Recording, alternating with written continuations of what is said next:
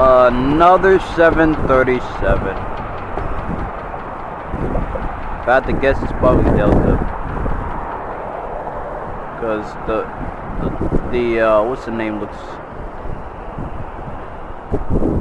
Wait a minute. Nice flare, pretty high though.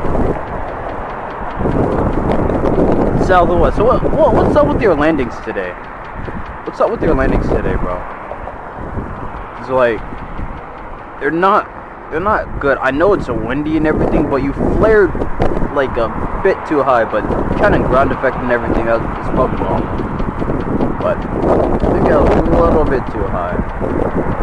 Based on everything, based on the weight, based on all this little stuff, which I cannot calculate myself. That was pretty